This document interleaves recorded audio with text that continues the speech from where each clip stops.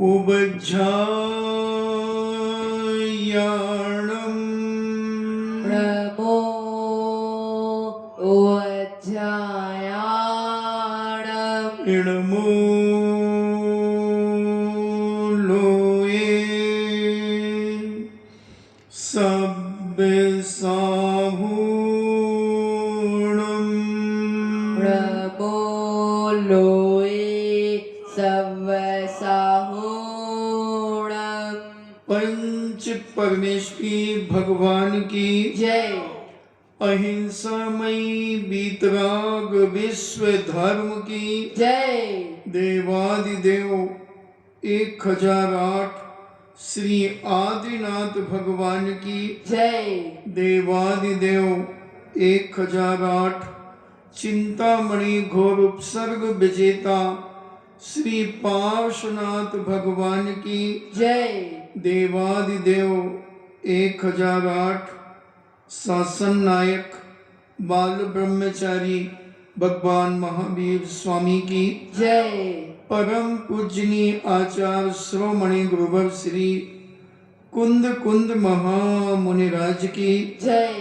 परम पूजनीय आचार्य श्रोमणि गुरुवर श्री विद्यासागर जी महामुनिराज की जय। परम पूजनीय निर्यापक श्रवण मुनि श्री सुधा सागर जी महाराज की जय।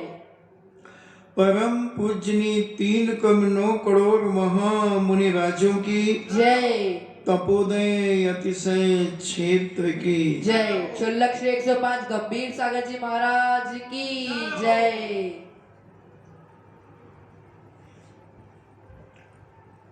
चर्चा चल रही है कि जिस कार्य में हमारा स्वार्थ होता है वह कार्य बिगड़ जाता है, विफल हो जाता है, सफल नहीं हो पाता। अगर सफल हो भी जाए तो वो सफल होने वाला व्यक्ति आनंदित नहीं होता। अंदर से उसके अंदर एक टीस होती है, एक टीस लगी होती है कि मैं सफल तो हो गया मगर मैंने छल कपट करके यह कार्य किया है, स्वार्थपूर्ण कार्य किया है। हमने देखा बच्चे जब एग्जाम देकर के आते हैं तो हम उनसे पूछते हैं पेपर अच्छा हुआ? हाँ अच्छा तो हो गया। क्यों, ऐसा क्यों कह रहे हो? महाराज जी क्या नकल करके किया, मजा नहीं आया। तो वो जानता है कि मेरी मेहनत का फल नहीं है ये, मैंने नकल करके। और अभी तो जितने भी ऑनलाइन पेपर हो रहे हैं इसमें 99.9 व्यक्ति नकल करके ही पेपर दे रहा है। 2-2, 3-3 लोगों को आजू बाजू बिठा करके मोबाइल लेकर के उनके आंसर खुजवा करके और फटाफट लिख देते। उस पेपर देने वाले को भी आनंद नहीं आता है। और एक जो मेहनत से पेपर देता है, अपनी पढ़ाई के अनुसार पेपर देता है, और भले वो 60% लेकर के आता मगर उसे गर्व रहता है मैंने पढ़ाई की है और 60% लाया हूं, एक उत्साह रहता है। तो किसी भी क्षेत्र में हम देखें, किसी भी क्षेत्र,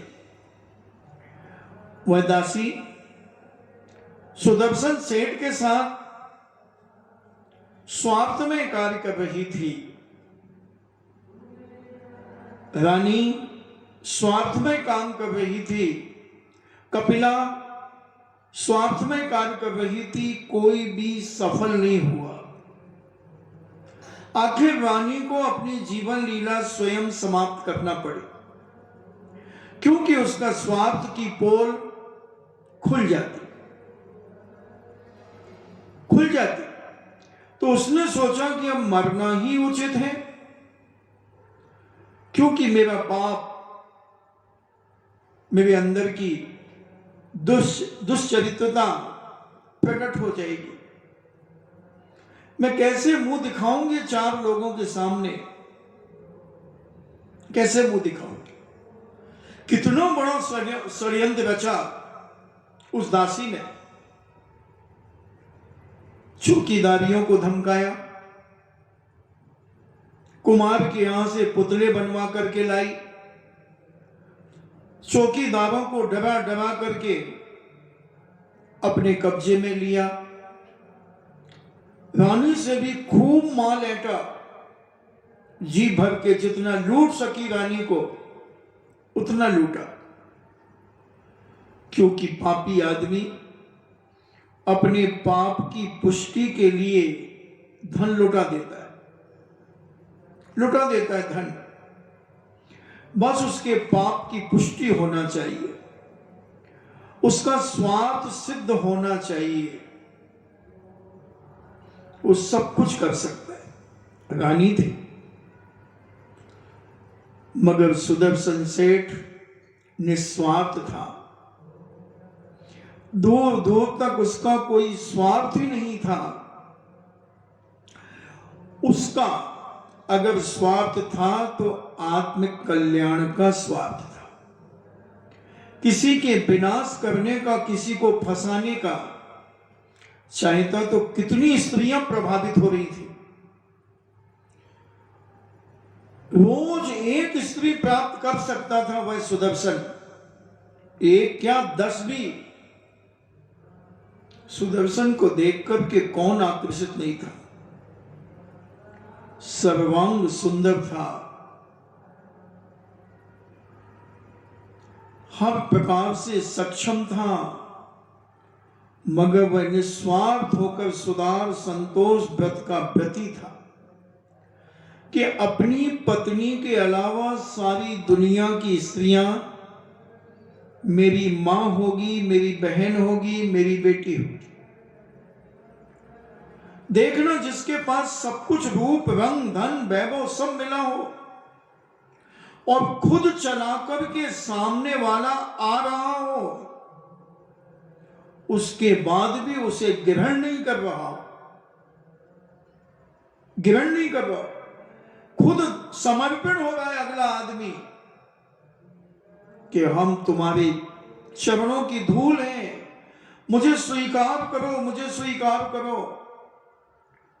मगर सुदर्शन एक जगह नपुंसक बन गया,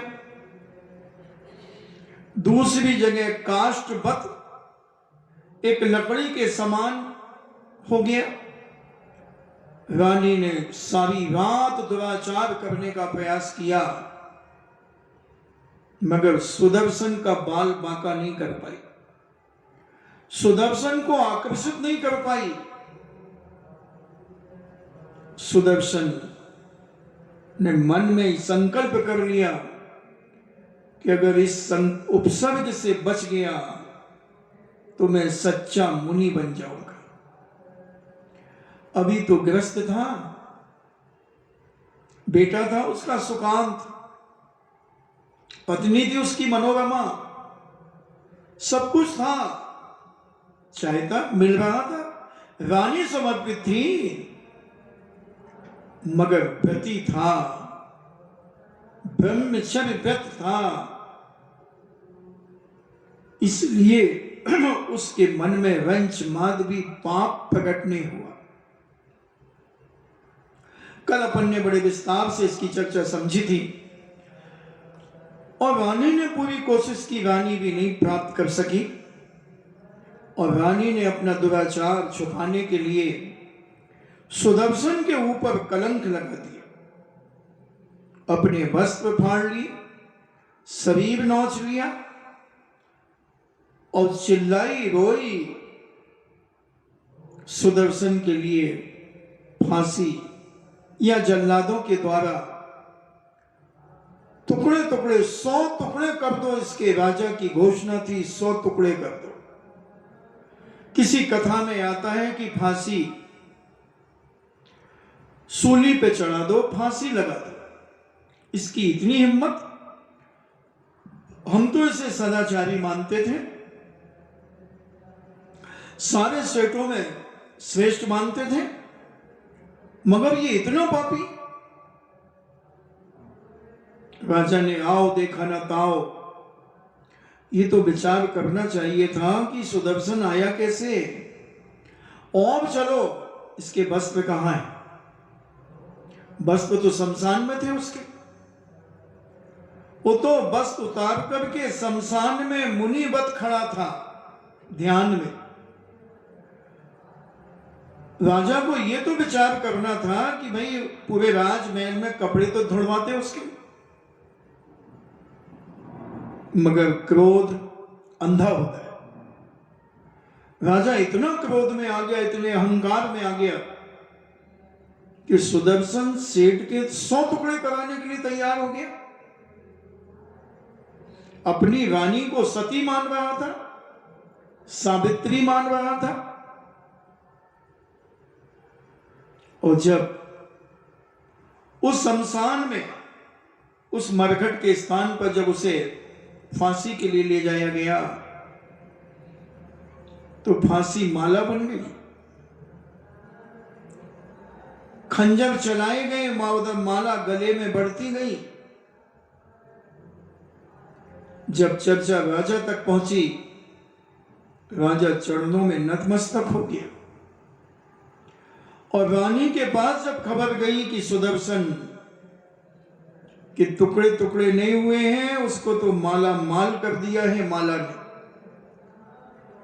वहां का यक्ष उसकी रक्षा कर रहा है, और राजा जैसा महाशक्तिशाली योद्धा सुदर्शन के चरणों में मस्तक झुका रहा। रानी ने सोचा कि अब बचने का एक ही उपाय, आत्महत्या। और दुष्टन ने आत्महत्या कर ली। आत्महत्या करके मर गई, और मर करके व्यंतरणी बनी, व्यंतरणी बनी। और सुदर्शन अपने बेटे का तिलक करके राजगद्दी, सेठ की गद्दी देकर वन की ओर चले गए, वैराग्य की ओर चले गए। और मुनिराज के चरणों में निवेदन किया कि हे पूज्यवर, मैं दिगंबर मुनि बनना चाहता हूं। महाराज कहते तुम तो वैसे ही दिगंबर हो। बोले हां, मैं गृहस्थ श्रावक था, शमशान में अष्टमी और चतुर्दशी को प्रतिमा योग धारण करता था अभ्यास के रूप में। मगर पूज्य गुरुदेव, आपके आशीर्वाद से मैं उस प्रतिमा योग में सफल हो गया। सारी घटनाएं सुना दी उन्होंने। महाराज ने कहा अच्छा, इतना उपसर्ग आया तुम्हारे ग्रस्त अवस्था में? बोले हाँ महाराज, 2 बार आया। एक मित्र की पत्नी ने छल किया, दूसरा राजा की रानी ने छल किया। तो मैंने संकल्प कर लिया कि बस अब महाव्रतों को धारण करके ही अपने जीवन का अंत करूंगा। महाराज ने महाव्रत दिए। महाव्रतों को उन्होंने साहर्ष स्वीकार किया, साहर्ष स्वीकार किया। और सेठ सुदर्शन अब सेठ नहीं, अब तो वो मुनि कहलाने।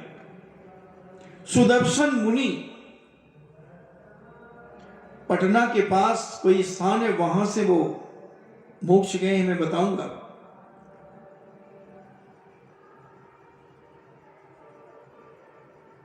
और वह घोर घोर तपस्याएं करने लगे, स्वतंत्र होकर के विचरण करने लगे। कभी कभी ध्यान में लीन रहते।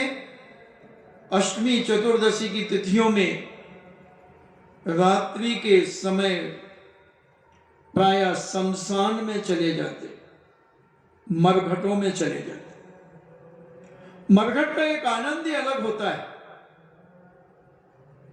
मरघट में ऐसी अलौकिक शांति होती है, ऐसी शांति होती है।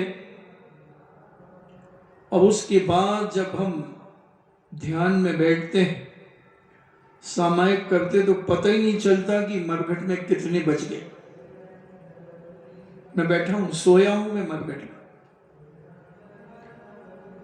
जब कटनी से ललितपुर के लिए विहार कर रहा था, तो रास्ते में एक मरघट मिला। वहीं 200-300 फुट दूर एक स्कूल था। वहां पूज्य मुनि श्री अवधेर सागर जी महाराज वहां पहुंच गए। और मैंने कहा, यार ये टीन टप्पा जो दिख रहा है, इसके अपन नीचे चलते। तो लड़के बोले, महाराज जी वो मरघट है। हमने कहा हाँ, जब तो चलेंगे अपन।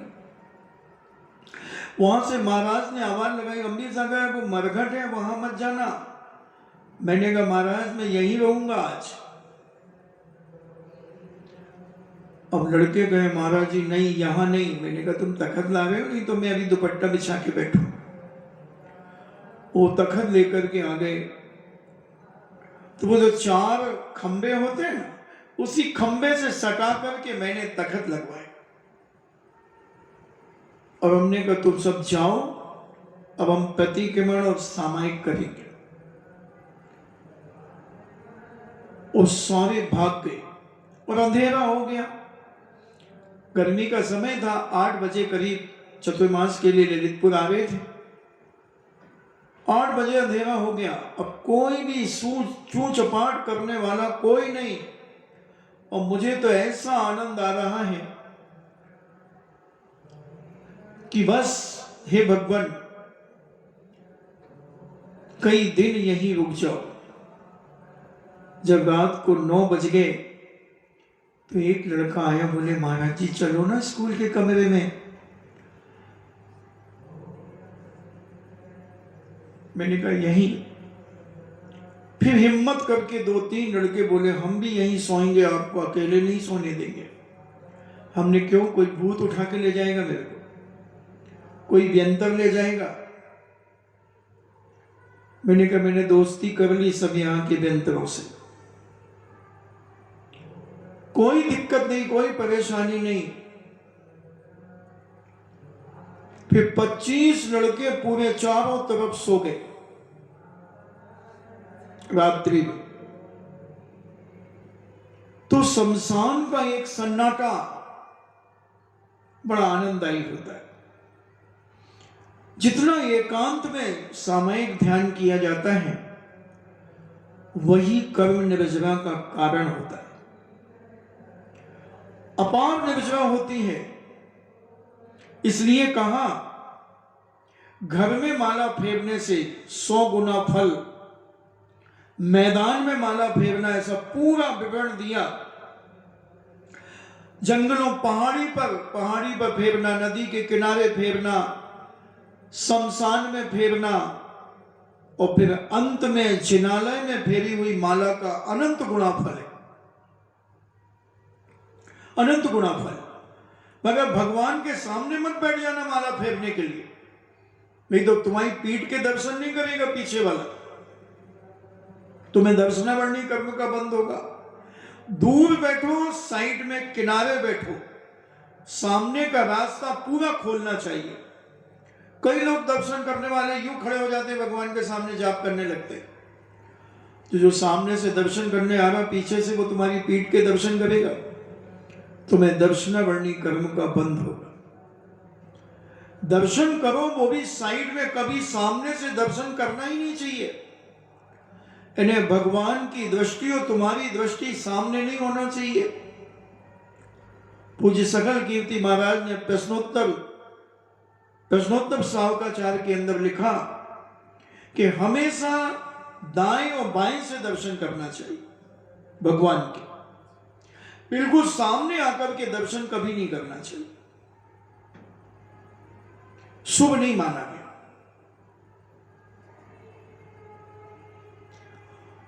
तो वह आनंद इसलिए जितने भी तीर्थंकर मुनि बने तो किसी ने भवन में ध्यान नहीं किया, वन में जरूर गए। वन का आनंद ही अलग होता है। अभी मैं जंगल जाता हूं, इतना सुनसान कि कोई चू चपाट नहीं। 3 किलोमीटर जाता हूं, 3 आता हूं, और जहां वहां पहुंचने के बाद ऐसा सुन्न हो जाता है। पगडंडियां बनी हुई हैं जानवरों की, बहुत आनंद, मन करता है यही दिन भर रह जाओ। मगर थोड़ा सा डर लगता है कि महाराज जी कहेंगे क्यों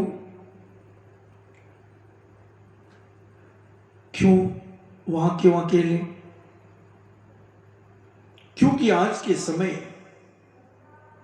थोड़ा सा भय तो आ गया, किसके मन में क्या पाप आ जाए, अकेले साधु को देख करके कोई उपसर्ग कर दे। और अब इतनी सहन शक्ति नहीं है कि उपसर्ग के बाद सल्लेखना ले ली जाए। इसलिए पंचम काल में जंगलों में सामायिक ध्यान करने का निषेध कर दिया, चातुर्मास करने का निषेध कर दिया। मान लो जंगल में कोई साधु चातुर्मास कर ले आज के समय पर, और कोई हिंसक प्राणी आकर के झपाटा मार दे और एक हाथ खा जाए और बाकी छोड़ जाए, तो वो क्या करेगा? साधु मरेगा या पीछे छोड़ेगा? पीछे छोड़ेगा। अति कर्कश आचरण करने का निषेध कर दिया। और जो करते थे वो गलत, आगम के विरुद्ध थे, गुरु के विरुद्ध थे, गुरु के विरुद्ध थे। क्योंकि संगनन की हीनता पंचम काल में नीचे के 3 सहनन है, ऊपर के 3 सहनन पंचम काल में नहीं है। बज विषभ नाराज सहनन नहीं है, नाराज सहनन नहीं है, अर्ध नाराज सहनन नहीं है, कीलक सहनन है। 3 सहनन नीचे के हैं, शक्ति नहीं है।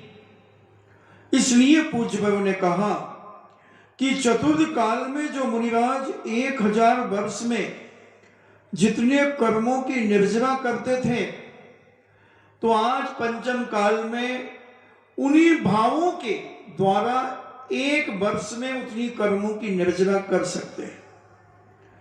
यानी उदाहरण के लिए ले लें, जैसे कोई आदमी 1 साल में व्यापार में जितने करोड़ रुपए कमाता था, तो आदमी 1 साल में उतने करोड़ रुपए कमा सकता है उसी प्रकार के व्यापार से। अब यहां ध्यान में लगा, तो जिस ध्यान के माध्यम से पूज्य मुनिराज 1000 वर्ष में जितनी कर्मों की निर्जरा करते थे, वो पंचम काल का साधु 1 वर्ष में कर सकता है, उसी भाव से, उतनी विशुद्धि और पवित्रता से। सच्चा साधु, साधु तो बहुत है भारत में। मैंने कहा था 75 लाख साधु हैं भारत के अंदर। रजिस्ट्रेशन जिनका है, सरकारी आंकड़े के अनुसार 75 लाख साधु हैं भारत में, सभी धर्मों के, सब धर्मों के मिला लो, जितने भी भारतीय दर्शन हैं और विदेशी दर्शन, उन सब के मिलाकर के 75 लाख के लगभग साधु। मगर उसमें कितने स्वार्थ और कितने निस्वार्थ में साधना करते हैं, यह समझना बहुत जरूरी है। साधु बनने में ज्यादा टाइम नहीं लगता आज के जमाने में। वैष्णव साधु बनना है, बड़े बड़े बाल रख लो, दाढ़ी रख लो, एक पीला दुपट्टा लपेट लो, एक ऊपर दुपट्टा राम राम का पहन लो साहब बाबा जी बन गए। एक पीतल का कमंडल ले लो, अलग निरंजन, आगे डब्बा पीछे इंजन, अलग निरंजन बन गए। लोभान ले लो, डालो, ला, सब प्रकार के हैं। अब हमें ये देखना कि वो चतुर्थ काल के भावलिंगी मुनिराज के बराबर कौन साधना कर रहा है, कौन भावलिंगी पूज्य मुनिराज अपनी एकाग्रता करके कौन से ध्यान में बैठे, कितनी देर ध्यान में बैठे। तो कर्म निर्जरा तो आज भी है, आज भी है। तो पहले के श्रावक शमशान में जाते थे और शमशान में ध्यान लगाते थे। आज का साधु तो कमरे ही बैठ के ध्यान लगा ले तो बहुत बड़ी बात है, बहुत बड़ी बात है, बहुत बड़ी उपलब्धि है। और वह पूज्य सुदर्शन मुनि दीक्षा लेकर के शमशान भूमि में जाया करते थे। अष्टमी चतुर्दशी प्राय शमशानों में जाकर ध्यान करते और रात्रि में अनेक प्रकार के उपसर्ग उनके ऊपर आते, वो उनको सहन करते। ऐसे ध्यान में लीन हो जाते कि उन्हें पता ही नहीं चलता कि क्या हो रहा है, क्या स्थिति है। और वह शमशान का आनंद लेकर अपने कर्मों की निर्जना करते जा रहे थे। विचार कर रहे थे कि हे भगवान, काश अगर मैं इतना सुंदर रूप नहीं पाता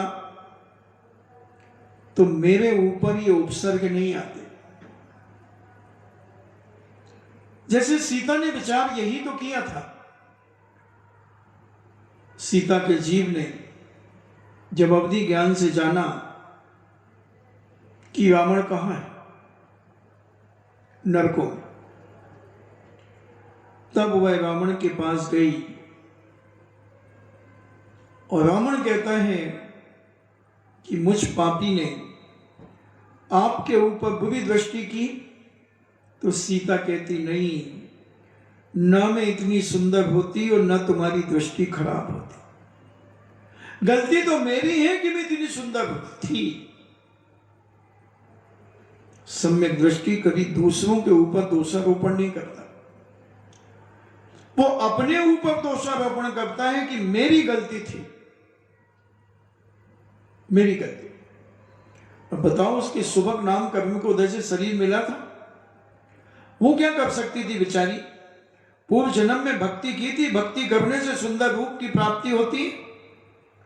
समनभद्र स्वामी कहते हैं भक्ति सुंदर रूप। गलती तो पूरी रावण की थी, मगर सीता ने उसे अपने ऊपर ले लिया कि मैं सुंदर नहीं होती तो तुम्हारी दृष्टि खराब नहीं होती, चलो मैं तुम्हें नरक से निकालती हूं। और विमान में बिठाकर रावण को विमान उठाने लगी तो रावण वहीं ढेर हो गया। पुनः बिठाया, रस्सी से बांध दिया, मगर रावण वहीं पुनः ढेर हो गया। क्योंकि नार की जीव एक सेकंड पहले भी आयु को नहीं छोड़ सकता, पूर्ण आयु करके ही वहां से निकलेगा। स्वर्गीय देवता भी एक सेकंड पहले स्वर्ग से मर नहीं सकते। भोग भूमि का जीव भी पूर्ण आयु भोगेगा, काल में नहीं मरेगा।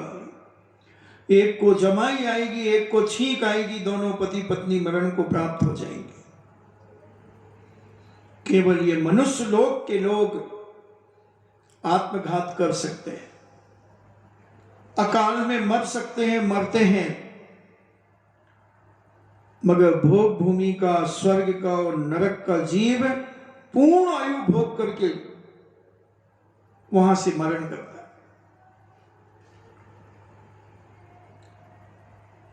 सीता बहुत दुखी हुई, अपने आप को धिक्कारा।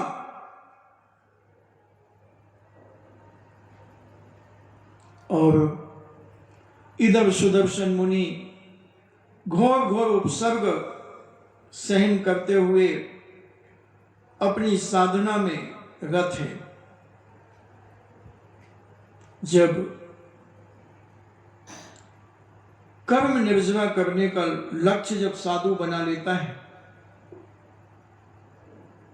कर्म निर्जरा करने का लक्ष्य जब साधु बना लेता है, तो फिर वह दुनिया में रहता हुआ भी दुनिया से ऊपर हो जाता है। ऐसा ही वह सुदर्शन मुनि अपनी तपस्या में लीन हो गए,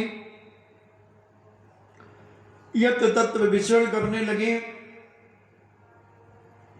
और सोचते हैं कि हे भगवान, मैंने कैसे कैसे पाप किया और मुझे इतना सुंदर रूप क्यों मिला। अगर ये सुंदर रूप नहीं मिलता तो ये स्त्रियां मुझसे प्रभावित नहीं होती। कैसा उपसर्ग आया, कैसा उपसर्ग आया भगवान। ऐसा उपसर्ग कभी किसी के ऊपर ना आवे, ऐसी भावना वो अपने जीवन में कर रहे हैं और अपनी साधना में रत हैं। जब एक दिन कपिला एक वेश्या से मिली, वेश्या कहती है, तू तो सुदर्शन मुनि से प्रभावित थी, सुदर्शन से सेठ से प्रभावित थी ना। अरे बोले, वो तो नपुंसक है,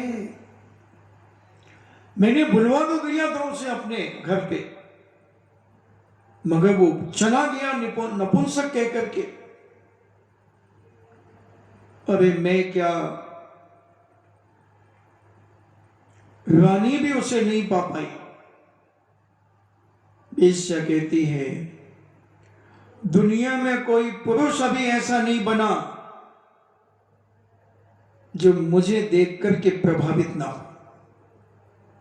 वेश्या को इतना गर्व था अपने ऊपर, अपनी सुंदरता पर इतना गर्व था उसे कि वो कहती थी कि मेरे सामने बड़े बड़े पुरुष भी नतमस्तक हो जाते, मेरे सम्मुख सुदर्शन क्या, भले वो मुनि बन गया, तपस्वी हो गया, उसे भी मैं बिछा लूंगी, मुझ में बहुत बड़ी ताकत है, बहुत बड़ी ताकत है। श्वेतांबरों की एक घटना आती है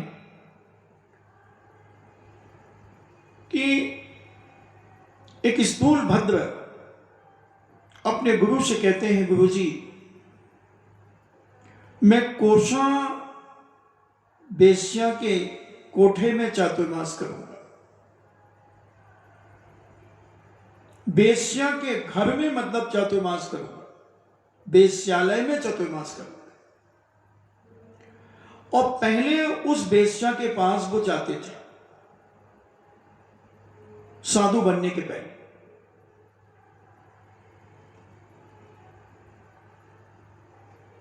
गुरु महाराज ने देखा और कहा जाओ।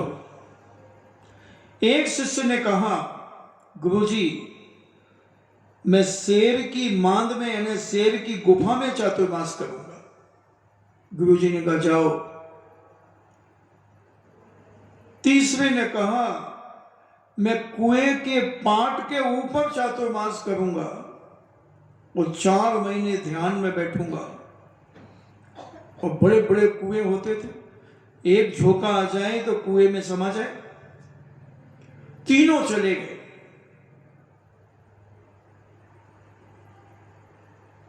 और चतुर्मास करके जब कार्तिक कृष्ण अमावस्या के बाद तीनों शिष्य चातुर्मास करके गुरु के पास आए।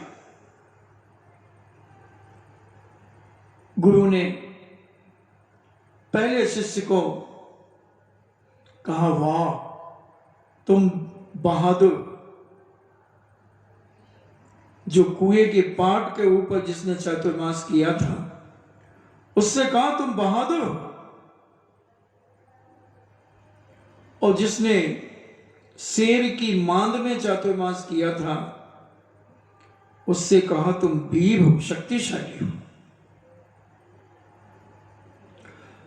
और जो कोसा वेश्या के वेश्यालय में जो चातुर्मास करके आया, उससे कहा तुम वीर मार्तंड हो।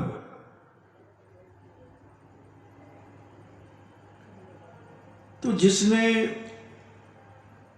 गुफा में चातुर्मास किया वो कहता है वीर मार्तंड की उपाधि तो मुझे मिलना चाहिए थी। गुरुजी आज्ञा दो, अगला चातुर्मास मैं कोसा वेश्यालय के यहां करूंगा, वेश्यालय में करूंगा। गुरुजी ने कहा नहीं करोगे। जिद पकड़ गया, बोले मैं करूंगा। मगर जिसने वेश्यालय में चतुर्मास किया था उसने वेश्या को व्रती बना दिया था। उस वेश्या के सामने जो उन्होंने उपदेश दिए इस संसार की असारता का, इंद्रिय लोलुपता का, पंच इंद्रियों के विषयोपा, क्योंकि वो स्वयं पहले इतने रागी थे, मगर जब साधु बन गए तो उन्होंने उस वेश्या को भी उपदेश देकर के व्रती बना लिया, उसके पाप खत्म करवा दिए, वेश्यालय समझ लो मिटा दिया। अब वो एक स्वाभिका बन गई और स्वाभिका बनकर के अपने जीवन का यापन करने लगी। जब अगला चातुर्मास का समय आया तो वह साधु जो शेर की गुफा में जिसने चातुर्मास किया था,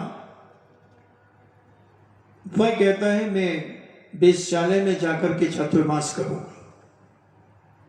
गुरु महाराज के बहुत मना करने के बाद भी नहीं माना। गुरु महाराज ने ठीक है जाओ,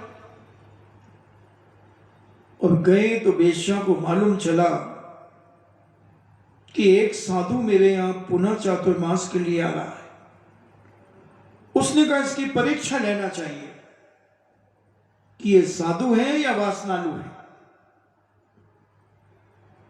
कोशा ने अपना रूप बदला। जो साधारण एक त्यागी व्यक्ति की जिंदगी जी रही थी, उसने पुनः वह श्रृंगार का रूप धारण किया और उस साधु के आते ही उसने एक मंद मुस्कान के साथ उसका स्वागत किया। पधारो। साधु ने चतुर्मास की स्थापना कर ली। पहली रात में ही वह वेश्या के कमरे में पहुंच गया। वेश्या ने कहा इतनी सस्ती नहीं हूं मैं, अगर तुम मुझे चाहते हो तो नेपाल नरेश के पास जो कंबल है वह कंबल ला करके मुझे दो। उसने कहा ठीक, मैं चातुर्मास के बाद जाऊंगा और ले आऊंगा। बोले ठीक है, जब तक तुम यहां साधना करो, साधना करो। और वो तो चातुर्मास के बीच में ही भाग गया, नेपाल चला गया और नेपाल नरेश से कंबल लेके आ गया। वेश्या ने अपने घर के सामने बहुत सारा कीचड़ कर लिया। उसके आने के पहले मिट्टी डालकर, पानी डाल करके कीचड़ कर लिया और वो साधु प्रवेश कर गया। वेश्या दूसरे दरवाजे से बाहर से आई, उस कीचड़ में पैर लथपथ करके, और वो कहता है कि मैं कंबल ले आया, कंबल लेकर के आ गया। बोले कहाँ है कंबल? रत्न जड़ित कंबल था। उसने उस कंबल से पैर पोंछ लिए, पैर पोंछ लिए और कहा अरे पापी, तू वासना से इतना ग्रसित है कि साधु बनने के बाद भी तू गुरु महाराज से वीर मार्तंड की उपाधि लेने के लिए आया था। अबे जो इसके पहले साधु चातुर्मास करके गया है, उस साधु ने अपने ब्रह्मचर्य की अखंडता से मुझे भी व्रती बना दिया है। रे पापी, मैं अब वेश्या नहीं मैं ब्रह्मचारिणी हूं, मैं ब्रह्मचारिणी हूं, मैं व्रती हूं और तू मुझे रिझा रहा है। मैंने इसीलिए तुझसे कहा था कि मेरे लिए अब ये कीमती कंबल भी पैर पहुंचने से भी गया बीता है। धिक्कार है तुझे, धिक्कार है। कौन धिक्कार रहा है? एक वेश्या एक साधु को। उस साधु की क्या औकात जो श्रावक कह दे उससे तो हम ही अच्छे हैं। वो काय का साधु? वो तो ढोंगी है, वो तो दिखावा कर रहा है, चार लोगों को आकर्षित कर रहा है।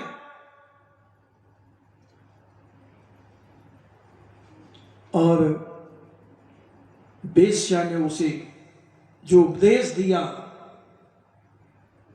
वो पतित साधु, भ्रष्ट साधु वेश्यालय छोड़ करके चला गया, चला गया। बंधुओं, साधु बनना बहुत सरल होता है। 10 मिनट लगते हैं कपड़े उतारने में, 5 मिनट, मगर फिर जीवन भर अपना गुण स्थान बना करके रखना। गुरु महाराज को कितनी देर लगती दीक्षा देंगे, मगर जीवन भर गुण स्थान बना करके रखना बहुत बिरले ही साधु होते हैं जो वाकई में साधु बनने के लिए निकलते हैं। कोई भावुक होकर किसी की देखा सीखी में, कोई मजबूरी में, कोई परेशानी में, बहुत सारे साधु बन जाते हैं। उन्हीं को तृष्णा होती है, हर चीज की तृष्णा उन्हीं को होती है, खाने की, पीने की, मंगाने की, रखने की, जोड़ने की। ये दुनिया के सारे काम वही करते हैं जो अभाव में पले, जो अभाव में पले, या फिर जो जन्म से जैन नहीं है और साधु बन गए,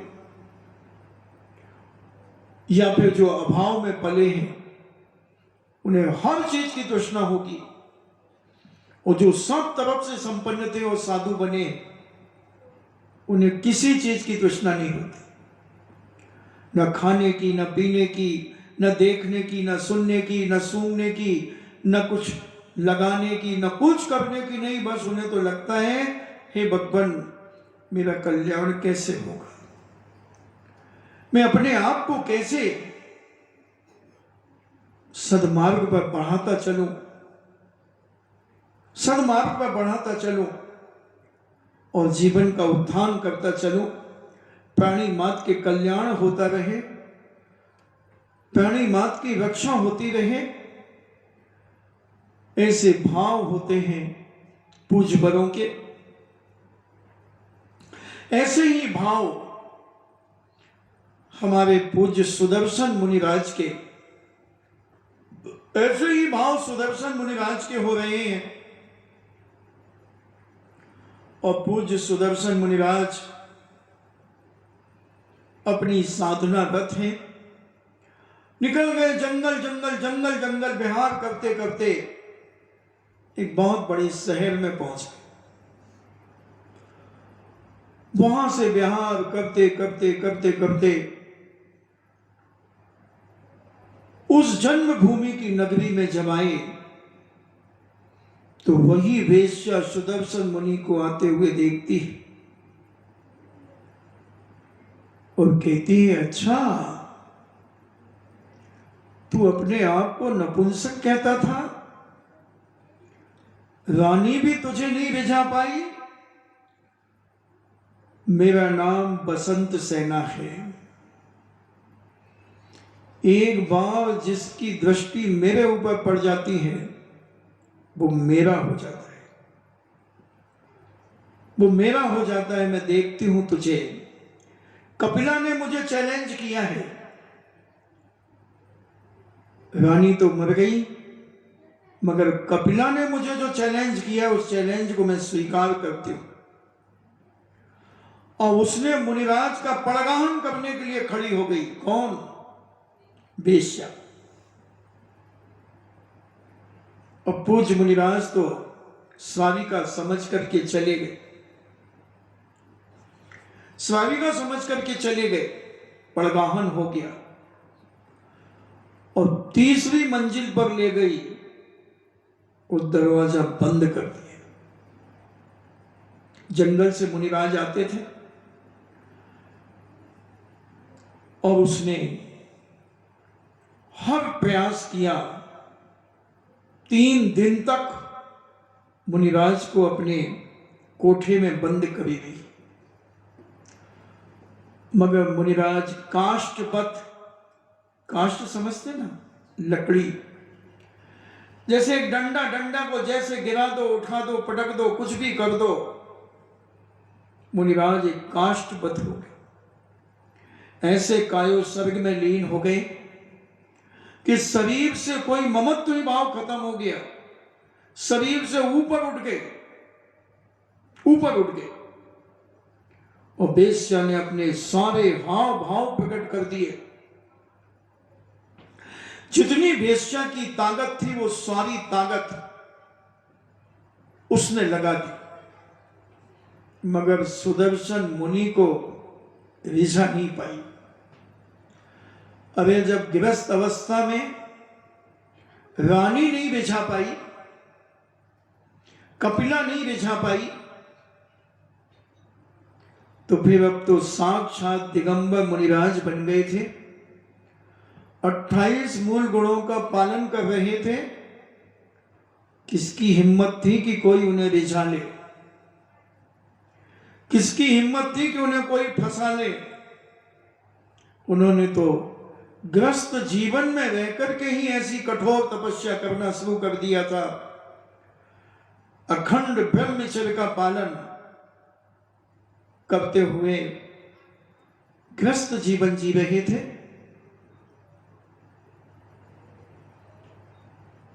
और श्रावक के व्रतों का पालन करते हुए व्यापार भी कर रहे थे।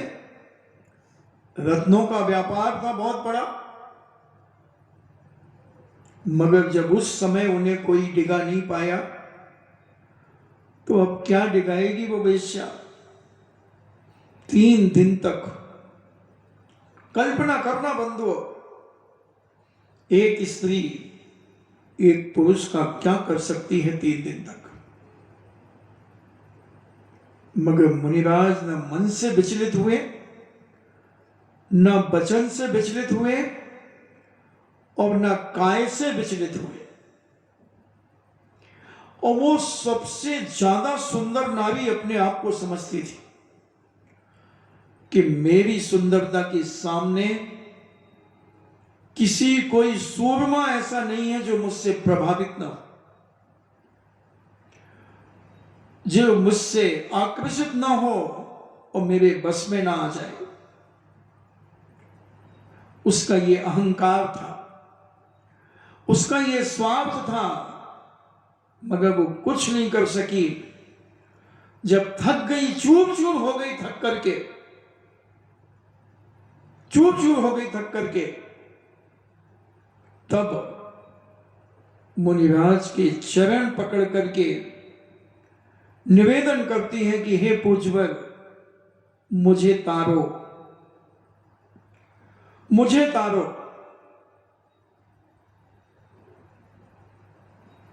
मुनिराज ने अभी भी आंख नहीं खोली। क्या पता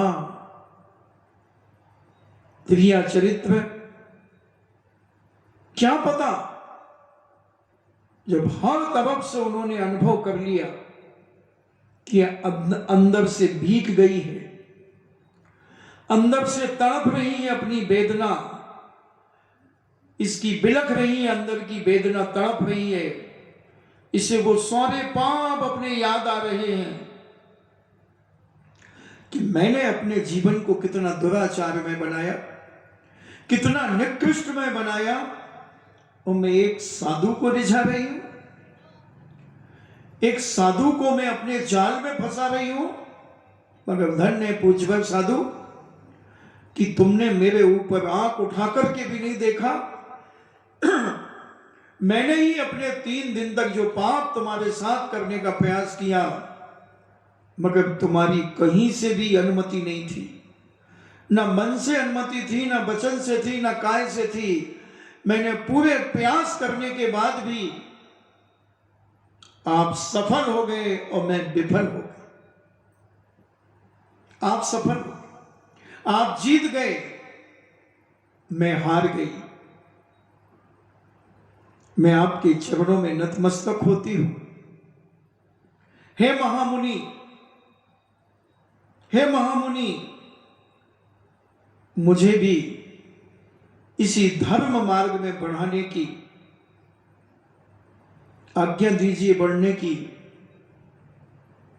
मेरे जीवन को सफल कीजिए, सफल कीजिए। हे महामुनिराज, मैंने जिंदगी भर पाप ही पाप किए हैं, अत्याचार व अनीति ही की है। न जाने कितनों के जीवन मैंने बर्बाद किए हैं, कितनों को मैंने सड़क पर, रोड पर खड़ा किया है। बस प्रभु, अब इस पाप के गर्त से मुझे बचा लो। और फूट फूट करके रोने लगी, चीख मार करके रोने लगी। दरवाजे खोल दिए, दरवाजे खोल दिए और अपने पापों की निंदा, गढ़ा, आलोचना करते हुए नहीं थक रही, नहीं थक रही है। तब मुनिराज को विश्वास हुआ, तब मुनिराज ने उसे अणुव्रत दिए, उस वेश्या को अणुव्रत दिए। और अणुव्रत को प्राप्त करके वह वेश्या अपने आप को धन्य मानने लगी कि धन्य मेरा जीवन, जो मैंने आपको इस पाप में घसीटना चाहा, इस पाप में घसीटना चाहा, मगर मैं तुम्हें पापी नहीं बना पाई, तुम्हें पापी नहीं बना पाई। धन्य तुम्हारी साधना, तुम्हारी आराधना, धन्य। और वह व्रती बनकर अपना जीवन यापन करने लगी। कौन? कौन? वेश्या। व्रती बन गई। सोचना, समझने का विचार करना अपने जीवन में।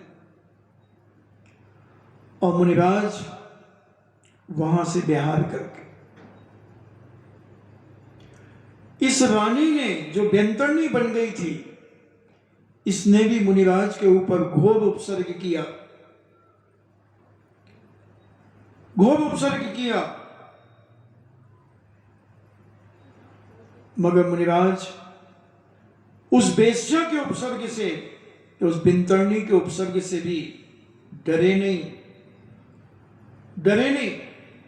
और वह अपने जीवन को तपस्वी बनाते हुए अपने जीवन को धन्य किया और मुक्ति प्राप्त की, मुक्ति प्राप्त कर ली। मगर वेश्या ने तो कितना कष्ट दिया, मगर मुनिराज ने सारा कष्ट सहन किया। और सहन करके उन्होंने मोक्ष को प्राप्त हुए। बिहार में वो स्थान मुझे स्मरण में नहीं आ रहा, मैं अभी देख लूंगा, कल बताऊंगा। छोटा सा वहां पर एक मंदिर बनाया हुआ है। आरा बिहार पटना के आसपास ही है वो क्षेत्र, जो पूज्य मुनि सुदर्शन मुनि का सिद्ध क्षेत्र है। बंधुओं, एक गृहस्थ से ही साधना शुरू होती है। हम विचार करें, अष्टमी चतुर्दशी कम से कम सामायिक करने का, माला फेरने का संकल्प बढ़ाएं। प्रतिदिन अगर 2 माला फेरते हो तो कम से कम सुबह शाम दोपहर 3-3, 5-5 माला फेरने का प्रयास करो। जितना आरंभ सारंभ से बचो अष्टमी चतुर्दशी को, पापों से जितना बचो, इधर उधर की बातों से जितना बचो, वही एक ग्रस्त में रहकर के एक साधना शुरू होगी। हो सके तो मौन रखो, हो सके तो उपवास करो। अष्टमी चतुर्दशी, इस पर अपन बहुत चर्चाएं कर चुके हैं। जितना अपने आप को तुम संसार के ग्रस्तों के आरंभ सारंभ से बचा सको, उतना बचाने का प्रयास करते करते जीवन को धर्ममय बनाओ। स्वाध्याय, जाप, पूजन, अभिषेक, जो भी ग्रस्त के सट आवश्यक हैं, अपनी अपनी भूमिका के अनुसार उनको बढ़ाएं। अगर रोज एक पूजा करते हैं तो उस दिन पूजा बढ़ाएं, मालाएं बढ़ाएं, स्वाध्याय बढ़ाएं और पाप को घटाएं, भोजन को घटाएं, आभूषण वस्त्रों को घटाएं। उस दिन के लिए तेल फुलेल इत्र को घटाएं। अष्टमी चतुर्दशी का इनका प्रयोग नहीं करें। आदि आदि ये सारी व्यवस्थाएं जब हम करेंगे तो हमारा मन बनेगा और एक न एक दिन तुम व्रती बनकर के ही अपना मरण करोगे। मरण तो करना है सबको, सब मरेंगे। हमने पहले कहा था, पड़ोसी भी जैसे मरेगा वैसे ही हम भी मरेंगे। पड़ोसी खाते पीते मरेगा तो हम भी खाते पीते मरेंगे। पड़ोसी दवाइयों और अस्पतालों में जाकर के मरेगा तो हम भी अस्पतालों में मरेंगे, दवाइयां खाते खाते मरेंगे। तो फिर पड़ोसी में और हम में क्या अंतर कहलाए? वो तो पटेल लिख रहा है, वो सोनी लिख रहा है, वो साहू लिख रहा है और तुम जैन लिख रहे हो। मरण सबके एक से हो रहे। फिर तुम्हारे जैन होने का क्या मतलब हुआ? वो भी दवाइयां खाते खाते मरा, वो भी अस्पताल में जाते जाते मरा, वो भी ऑक्सीजन चढ़ करके मरा, तुम भी ऑक्सीजन में मरे। सब कुछ तुमने एक सा किया, फिर तुम जैन के क्या लक्षण रहे? जैन होने का क्या मतलब रहा तुम्हारा? थोड़ा सोचना, समझने का प्रयास करना कि सामान्य व्यक्तियों जैसे ही मेरा भी मरण हो जाएगा। खाते खाते मैं भी मर जाऊंगा, जोड़ते जोड़ते मैं भी मर जाऊंगा। पड़ोसी भी मर रहे हैं जोड़ जोड़ करके, खाते खाते, और हम भी ऐसे ही मरेंगे। नहीं, तुम जैन हो, तुम जिनेंद्र के कुल के श्रावक हो। तुम्हें तो ऐसे मरना है जैसे साधु का मरण होता है। साधु के मरण जैसे अपना मरण करना है। त्यागी व्रती बनकर के मरण करना है। राग देश कसायों को कम करके मरना है। अपना गुणस्थान पंचम करके, कम से कम पंचम गुणस्थान करके मरना है।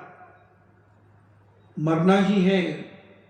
मरना सबको एक दिन, अपनी अपनी बार सबको मरना है। हमें भी मरना, चिंता मत करना। सबको मरना, जिसने जन्म लिया है उसे मरना है। चाहे वो स्वर्गीय देवता क्यों ना हो, चाहे वो भोग भूमि के जीव क्यों ना हो, चाहे वो नारकी क्यों ना हो, त्रियंज क्यों ना हो, सबको मरना है। कोई आज मरेगा, कोई मर गया होगा, कोई मरने की तैयारी कर रहा होगा, कोई मरेगा। सब मरेंगे बंधुओं। इसलिए हम विचार करें अपने जीवन में कि सबके जैसे मरना है कि कुछ हट कर के मरना है।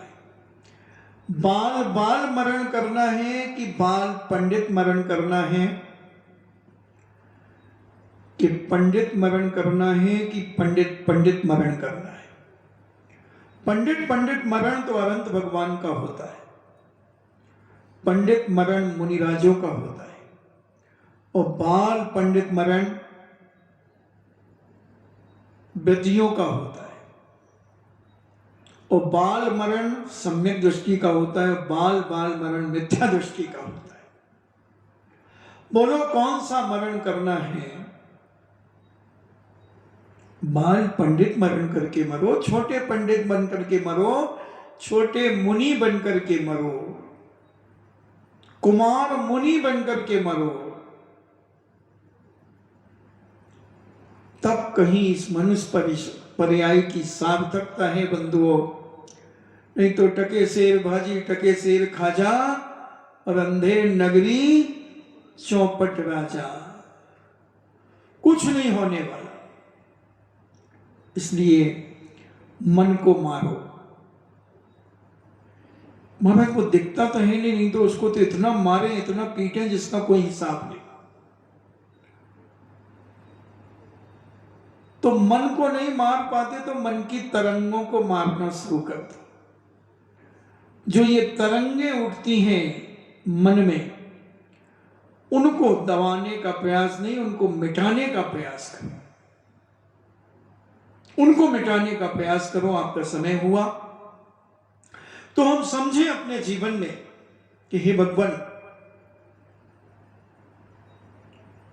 मैं अपने जीवन को व्रती कैसे बनाऊंगा।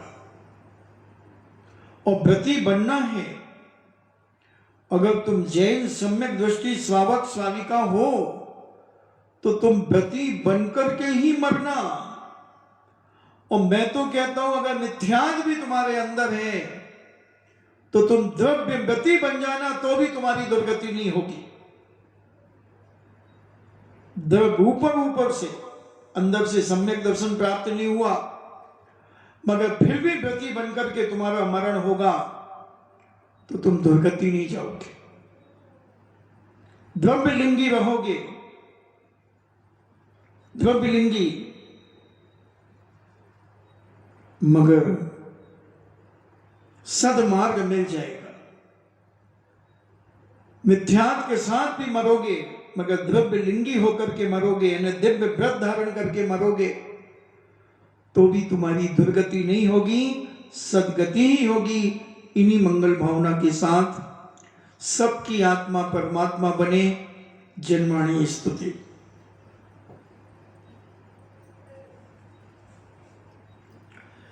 जिन वाणी के ज्ञान से सूझे लोकालोक, सो वाणी मस्तके धरूं सदा देते हूँ धोख।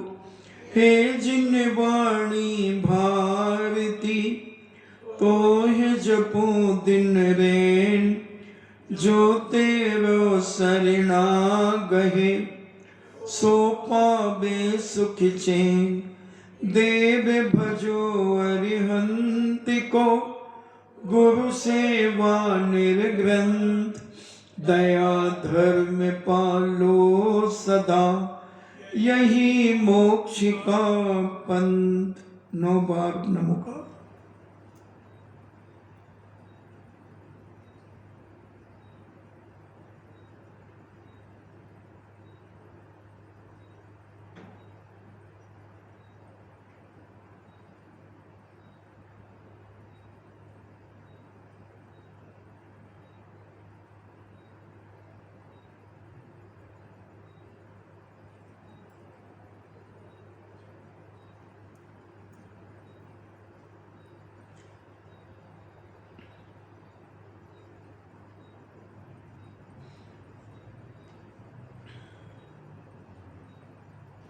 परम पूज्यनी द्वादशांग जिनवाणी माता की। सुत देवता, सुत देवता, सुत देवता, जैनम जेतु शासनम, जैनम जेतु शासनम, जैनम जेतो शासनम